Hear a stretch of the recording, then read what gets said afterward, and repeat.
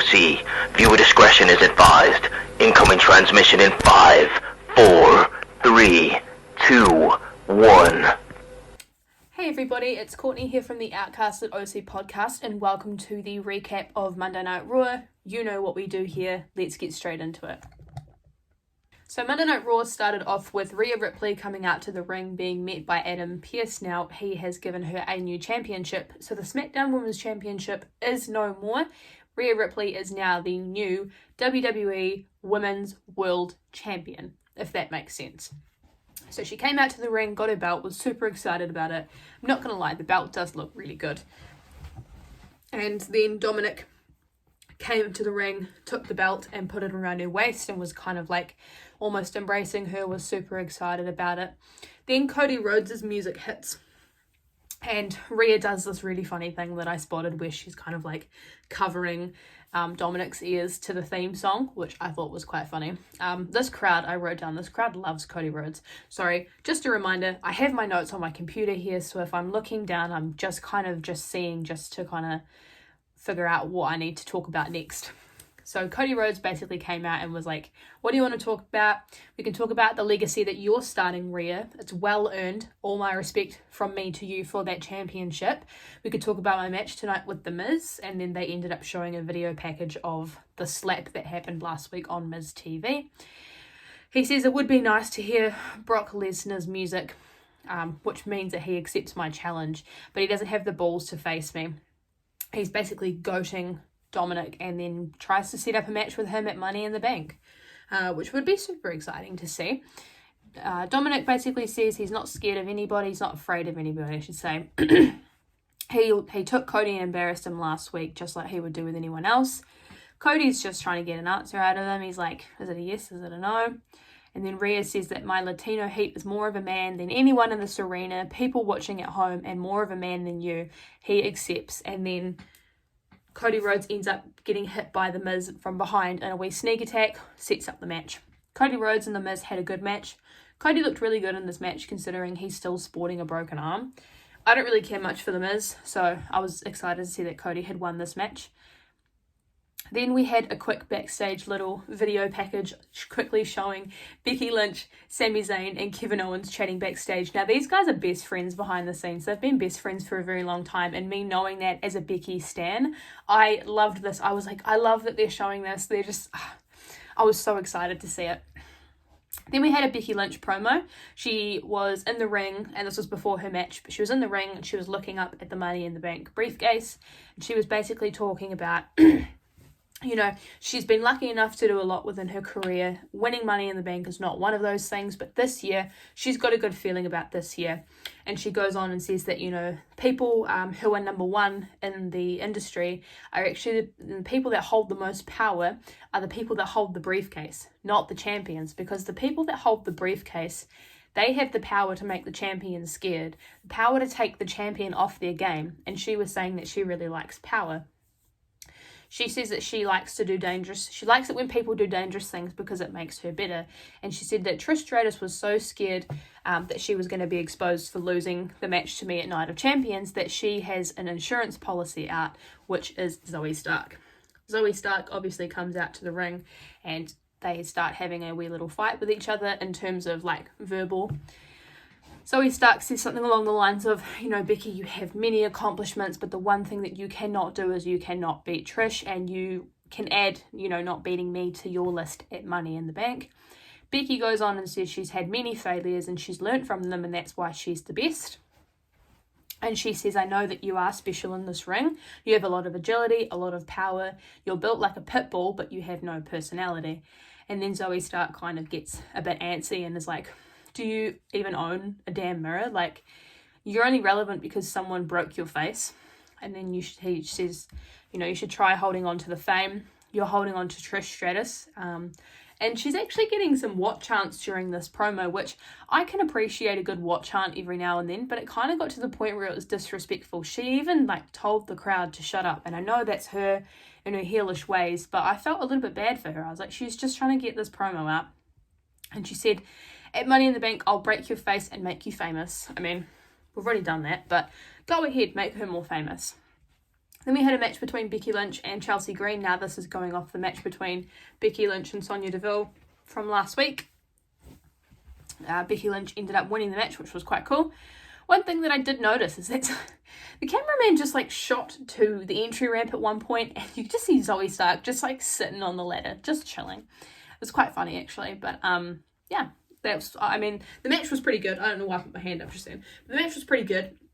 It was a pretty generic Becky Lynch match, but like I do love Becky Lynch, so I feel like anything she does is really good. I'm really excited to see her in Money in the Bank. I definitely think this is a really good opportunity for her to win Money in the Bank, but I guess we just have to wait and see where they go from there. We had a video recap of the match between Seth Rollins and Damian Priest from last week on Monday Night Raw. This was a really good match. I really enjoyed seeing the recap of the World Heavyweight Championship match. Both men put on a really good performance, so it was really nice to get a reminder of that. Then we had a backstage video segment with Judgment Day. Now, pay attention to Finn Balor during this episode of Monday Night Raw, because he does look kind of out of it, a little bit confused, especially after what happened last week, I should say. RHEA says that Dominic knows how to handle people and that Cody will get, he'll get smacked at Money in the Bank.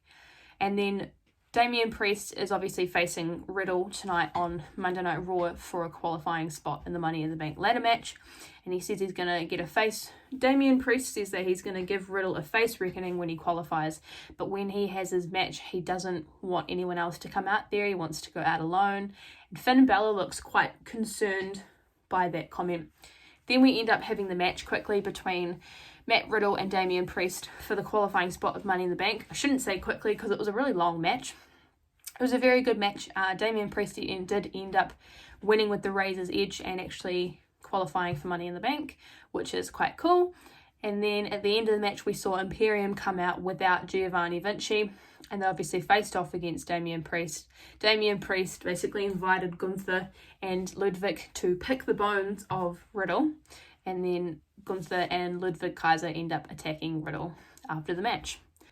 Kathy Kelly interviews Cody Rhodes backstage, basically asking for his comments on the match being made official for Money in the Bank, and he's basically saying, the Judgment Day gasses up Dom way too much, and he's going to get hurt.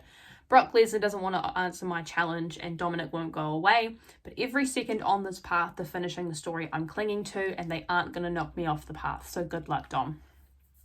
Byron Saxton's backstage, and he sees Natalya, so he quickly asks her a few questions. I didn't realise Natalya was going to be on the episode, but anyway, he basically says, you haven't been the same since losing to Rhea Ripley at Night of Champions, what's going on? And she says, never being the same is a good thing. Maybe I don't know how to be me anymore. Anyway, Sami Zayn and Kevin Owens backstage getting interviewed about the match. Then Ludwig Kaiser comes in and, says payback is basically what happened to Riddle, and reminds, Kevin Owens about last week saying that you lost the match to Gunther. Sami Zayn basically says that you have no place to brag. It took 3 of you. Where's Baldy? Like, he's asking about Giovanni. And then Adam Pearce comes in, and they're basically trying to say there's no problems happening at the moment, that, Sammy's just trying to remind Imperium what is in store. Kevin Owens is doing a really good job at playing the unhinged character, because he absolutely loses his mind all the time now, and I love it. You can tell he's mentally and physically just pushed to the brink where, like, he snaps at any point in time. And Gunther requests that the match be made a title match. So at the end of the night, the main event is a tag team match for the championships between Imperium and Kevin Owens and Sami Zayn. We had a video recap showing what happened with the Bloodline on Friday Night SmackDown last week. Then Indus Sher decided to call out Shelton Benjamin and Cedric Alexander backstage. I didn't really pay much attention to this because I kind of think Shelton and Cedric deserve a little bit better. We had a match between Bronson Reed and Ricochet. Shinsuke Nakamura was ringside. This match ended in a disqualification with Bronson Reed getting the win. There was a face-off at the end between Shinsuke and Ricochet, and then it ends up finishing with Bronson Reed getting a superplex from the both of them. Then we see Sami Zayn and Kevin Owens backstage, and they're saying maybe the match should be for the titles, and asks why Kevin Owens has been blowing up so much lately, and he says, it's just all the stress from the Bloodline and the frustration. Everywhere I turn I see Imperium, and he starts going on, and then he ends up, completely losing his marbles, and it gets to the point where Sammy's trying to calm him down and make sure that his energy is being used in the ring. Then we see Finn Balor backstage walking out to the ring, and we get a quick little promo showing that, Adam Pearce is on the phone confirming that the match is going to be for the tag titles for Imperium versus Kevin Owens and Sami Zayn. Ricochet comes in, he says, I need a rematch. What happened wasn't very fair. And Adam Pearce reminds Ricochet that Bronson's actually booked for a match next week against Shinsuke Nakamura. And Ricochet gets quite upset because, Shinsuke meddled in Ricochet's match. And, Ricochet says, if you do that one more time, you and I might need to finish what we've started. Shinsuke says, it's nothing personal. It's my turn to succeed where you've failed. And you can have Bronson once I'm done with him. Finn Balor comes out to the ring to cut a promo. Says, Seth Rollins is apparently a workhorse champion. I know you're here. I'm here. We need to talk. No joke, no songs, no zingers. Just come out and talk to me. And so Seth comes out and, the crowd is singing Seth's song for quite some time. You can tell it kind of annoys both of them because they're just trying to get this promo done. But the crowd is singing and the crowd is, chanting to Finn that he sucks and that we can be here all day. And I just I get that fans can be quite excited by these things, but it's very disrespectful. Just let them say what they need to say. So he's basically been waiting for 7 years to say this. I was the first round of the draft pick on Monday Night Raw, and then 3 weeks after that, I beat you to become the inaugural Universal Champion. This is serious. And he basically says that, what should have been the highest moment for me became the lowest moment because of you, and goes through the entire injury that he had with his shoulder and his pec. He said he's not complaining about injuries. It's a hard business and injuries happen. But what bothered me is that you took everything from me. My momentum, my title, and a year off my career. You took everything, but guess what? It's my turn to take it back. To take your title, to take a year off your career, and I'm doing this at Money in the Bank.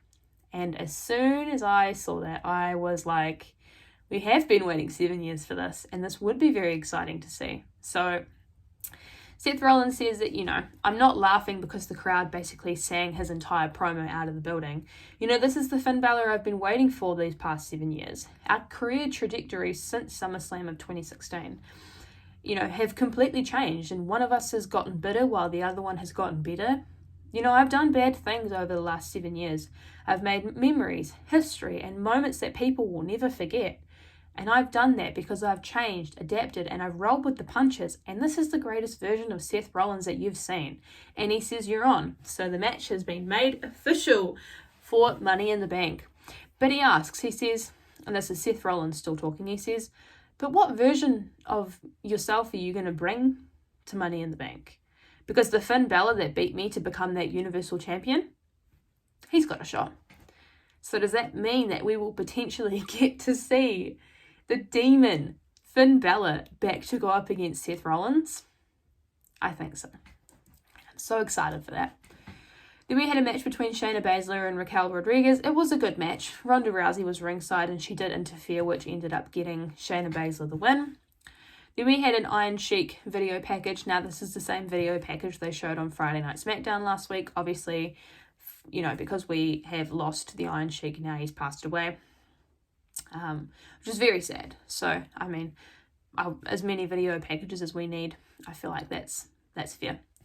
We had a quick match between Chad Gable and Eric. Chad Gable ended up coming out the winner of this match. It kind of wasn't really anything to note about. But during the match, they played into the idea that Maxine is actually learning from Chad in terms of wrestling ability, and she arm drags Valhalla, which was quite cool. We're getting more to the end of the episode now, so we had a video package of Rhea Ripley, which I really loved this video package. It was really well shot, the lighting, everything. It just made her look phenomenal, especially now that she's the Women's World Champion. I feel like, hello. Then we end up seeing JD McDonough and Finn Balor chatting backstage, which I completely lost my mind to because I was like, no way. Damian Priest comes in and, JD basically is talking with Finn, and Finn says, thank you for the advice. And JD says, take that advice that you've given yourself as well too. And so Finn Balor asks Damian Priest, he says, congratulations on qualifying for Money in the Bank. If you do win that contract, would you ever cash in on me? And Damian Priest says, no, you can keep your word with me. I'm happy about, that you've got your opportunity for the World Heavyweight Championship, but it's causing a lot of tension between us and the Judgment Day, and I just need you to end Seth, So that's very interesting because that goes back to when JD was chatting to Kathy Kelly and Finn Balor was watching him backstage. So that's very interesting. Then we get to see that next week Logan Paul will be returning for the first time since WrestleMania. And we get to see the match between Bronson Reed and Shinsuke Nakamura, and Seth Rollins will issue an open challenge for next week's Raw for the World Heavyweight Championship. So whether or not that's Bron Breakker coming back up to have a match or if that's somebody else, I guess we'll never know until next week. Then we had the main event tag team match, which was for the undisputed tag team championships between Imperium, which was Gunther and Ludwig Kaiser against Kevin Owens and Sami Zayn. This was a really good match. I didn't write many notes on it because I was just solely focusing on the match. This was a really good match. And I do think at some stage, Imperium should be the guys to dethrone Kevin Owens and Sami Zayn. I think they just work phenomenally together. Gunther is incredible. Ludwig is actually insanely underrated. He was really good in the ring. This was a really good match. But near the end of the match, Gunther ends up getting berated by Riddle because Riddle comes back out to brawl, and that interferes with the end of the match. And Sami Zayn and Kevin Owens end up taking the win on that. So that's very exciting. I like that they're also loading up the next week's episodes with some cool stuff to see. So I'm excited to see what we get next week. But yeah, that is my recap on Monday Night Raw. Make sure that if you like the stuff that we do on this channel, you like, comment, and subscribe. Go follow us on our personal social medias, and we will be doing a podcast this week. I believe, I could be wrong, but we are doing a movie/pop culture podcast, which is quite cool. We'll mix things up from the wrestling style. But yeah, so if you guys like what we're doing, make sure you check in on what we've got going on. Check in on our personal social media just so you can keep up to date with what we're doing and when there'll be new Outcasted content. But yeah, thanks guys. See you later.